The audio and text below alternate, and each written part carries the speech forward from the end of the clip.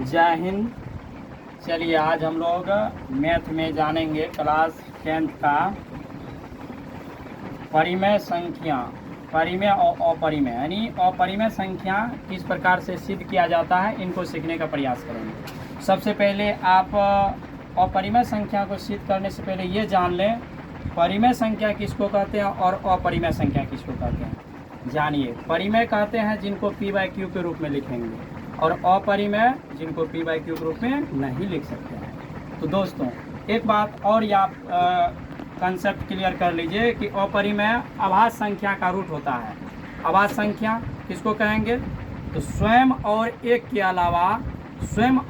के अलावा किसी अन्य संख्या से जिस संख्या में भाग न लगे वो अभाज्य संख्या कहलाता है। तो अभाज्य संख्या का रूट जैसे 3, 5, 7, 11, 13 ये सब का अगर रूट होगा तो अपरिमेय होगा। समझ गए? आशा करते हैं आप समझ गए होंगे। आगे बढ़ते हैं हम लोग। तो अब क्या करेंगे? प्रूव करना है, यानी सिद्ध करना है रूट 3 को कि वह परिमेय अपरिमेय है। तो हम लोग मान के चलेंगे उल्टा, यानी रूट 3 को परिमेय संख्या मान ली। जैसे परिमेय माने तैसे क्या हो गया? रूट 3 बराबर p/q। क्यों हुआ भैया? क्योंकि परिमेय संख्या कहते ही उनको है जिसको p/q के रूप में लिखेंगे। तो हम रूट 3 को परिमेय माने तो बराबर p/q लिख दें, जहाँ q बराबर 0 नहीं होना चाहिए, तथा p और q स्वाभाविक संख्या है।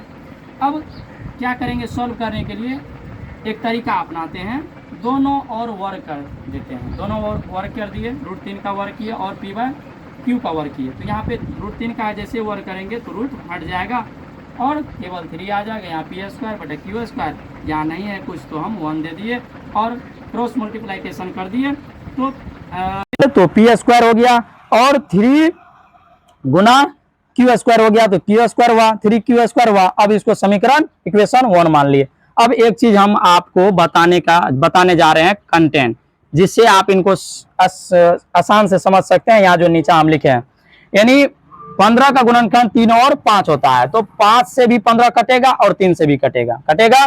तो आप इसी तरह इनको समझने का प्रयास कीजिए और हम लिख सकते हैं 15 3 से विभाज्य है।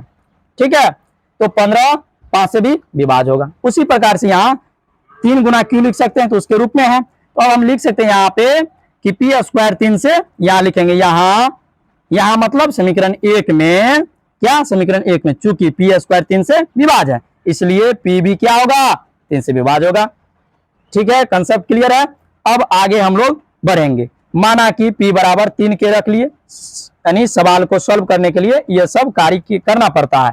ठीक है, p बराबर 3 के रख लिए, तो अब p की जगह पे हम क्या रखेंगे? 3 के का स्क्वायर कर दिए तो यहाँ पे 3q², यहाँ 3q² तो दे नहीं था, समीकरण 1 को लाए यहाँ पे, तो 3k का स्क्वायर किए तो 3 गुना 3 यानी 9k², यहाँ पे 3q²।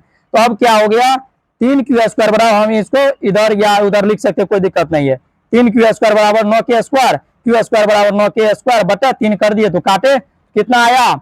q² बराबर 3k²। समीकरण 2 मान ली, इक्वेशन 2 मान ली। अब यहाँ पे चूंकि q² बराबर 3 से विभाज्य है इसलिए q भी 3 से विभाज्य होगा। अब हम लोग क्या करेंगे? निष्कर्ष पे आएंगे। समीकरण 1 और 2 से निष्कर्ष निकलता है। क्या निष्कर्ष निकलता है? p और q दोनों संख्या 3 से विभाज्य है, जो मेरे मानने का विरुद्ध है। हम लोग माने थे परिमेय, आ रहा है अपरिमेय, अतः रूट 3 एक अपरिमेय संख्या है। प्रूव्ड। आशा करते हैं वीडियो अच्छा लगा होगा तो शेयर करें, सब्सक्राइब करें और लाइक करें।